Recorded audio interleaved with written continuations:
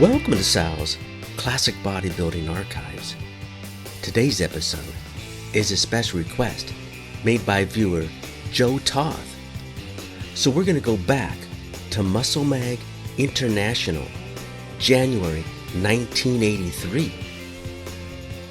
How Casey Viator is prepping for the 1983 Mr. Olympia Contest. Enjoy, Joe. The following interview was recorded exclusively for Muscle Mag International by Chris Lund. Chris, so how are you currently preparing for the Mr. Olympia, Casey? Well, Chris, right now, I'm still in what you might call phase 1 of my Olympia preparation. This is the stage I've been on since last September. I'm trying to get as big and as strong as I possibly can. What kind of diet are you following during phase 1, Casey? Well, strangely enough for me, I'm still on a fairly low-calorie diet all the time, and I'm still building muscle. I usually take in 2,800 calories a day, which is keeping my body weight at a tight and constant 225 pounds. How do you set up your daily meals, Casey? Well, because of my job as a manager at a Beverly Hills nightclub, I find I keep rather strange hours, and that's why you found me training late in the afternoon and not early in the morning as the rest of the guys at Gold's Gym do. I don't get home until 3:30 a.m. to 4 a.m. every night, which means I don't get up until quite late in the morning. For breakfast, I have 5 eggs poached or until they get a little firm, some milk, a little fruit, and that's about it. I don't eat again until I get home from the gym, which means I'm only actually having 2 meals a day. For the second meal, I will have a very large steak plus some vegetables. I must say, I have this kind of mental block about eating red meat as opposed to eating fish and chicken as most of the guys are doing. Although, I will start eating fish and chicken a few weeks before the contest. I feel like I get more out of red meat, however. Do you use supplements, Casey? Right now, I'm taking a wide range of vitamins, but later on, when I switch my work schedule around, I will probably mix up milk and egg protein powder with some milk. I can't have any lunch now because I'm here from 1 p.m. to 5 p.m. You mean you're actually working out 4 hours a day? That's right. How many days a week are you training, Casey? Right now, I'm training 6 days a week. I've just cut back from training 7. So how do you split your workouts? Yesterday we did chest and deltoids, and today I did a bit more chest because I didn't feel up to finishing the workout yesterday. This is something that I often do if I'm feeling a bit down, and it seems to work well for me. But really, it's a 3-day split routine consisting of first day, chest and shoulders. Second day, thighs, calves, and biceps, which is what you saw me doing today. Third day would be back, traps, and triceps, and some ab work. So how many sets a body part are you doing, Casey? Well, it really depends on the body part. For instance, for quads alone, I'm doing 20 sets. For leg biceps alone, I'm doing 10, and for calves, I'm doing 20. For chest, I'm doing 30. Chris, well, I'm wondering why you've returned to such high sets from your former very low set routines, because the intensity you put into exercise looks just about the same to me.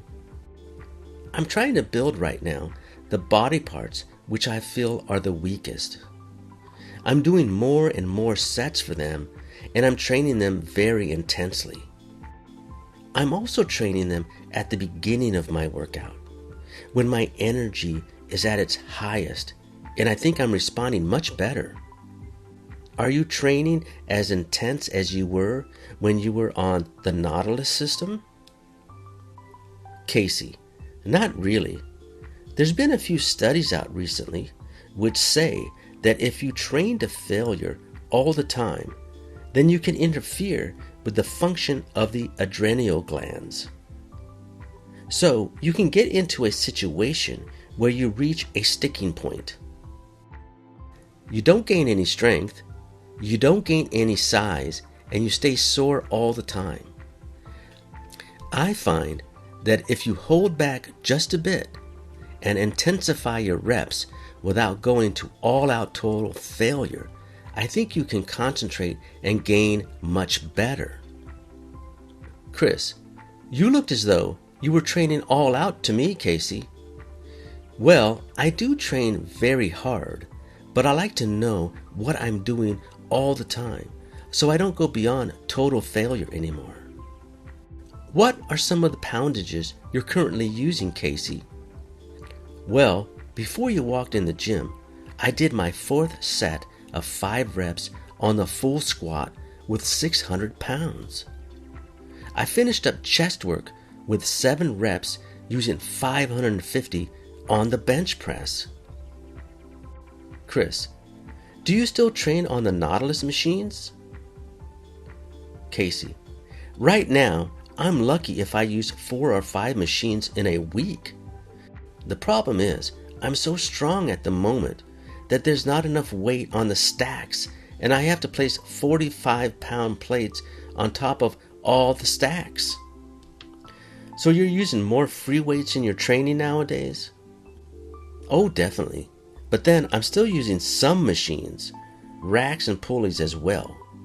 Gold's is the best damn gym in the world. There's everything in there. Even the homemade stuff is good.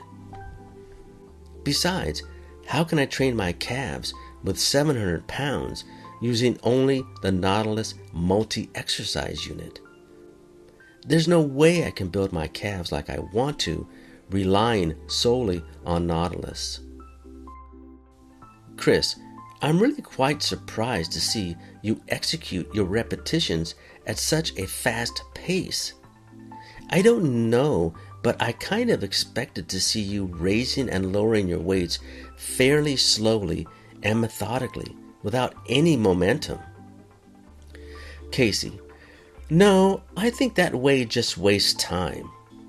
You have, for that moment in time, when you're training, just so much energy.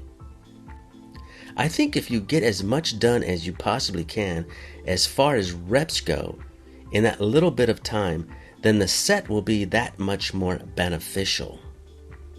It's a lot easier to do the reps slowly with a pause at the top and the bottom. My system calls for as many reps as possible during that short amount of time. Training slower, I would only get half the amount of reps in the same amount of time. So do you believe in partial movements? No, I don't. I definitely believe in full stretching movements. I go all the way up and stretch all the way down. Have you always done your reps fast? No, when I was training with Nautilus, I did it their way. But before that, I did my reps very fast. I was also putting the same amount of time in the gym as I am today. I was training 5 hours a day. Chris, how long were you with Nautilus? Casey, 11 years. Do you change your routines much? Casey, yes, we change just about everything every 4 weeks.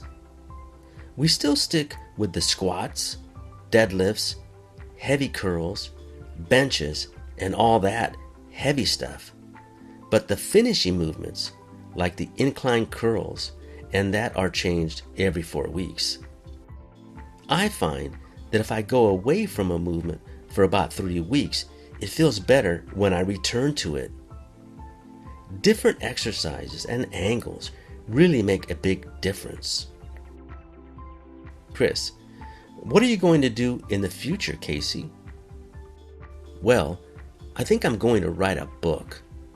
I did have my courses out during the latter part of 1980, but I got arsoned out and lost $8,000 worth of books, t-shirts, and courses.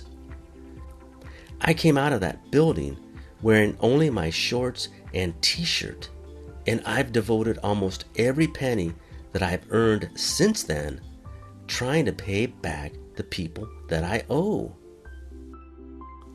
Financially, if I'm going to make it in this sport, I cannot afford not to win the Olympia.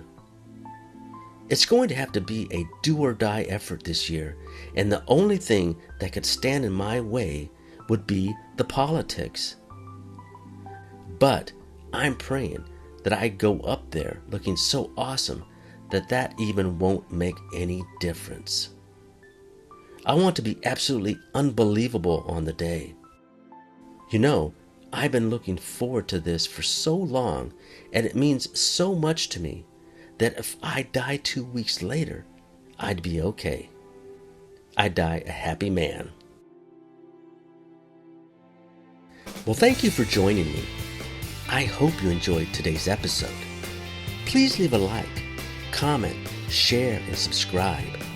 Also, if you are enjoying Sal's content, please click the thanks icon.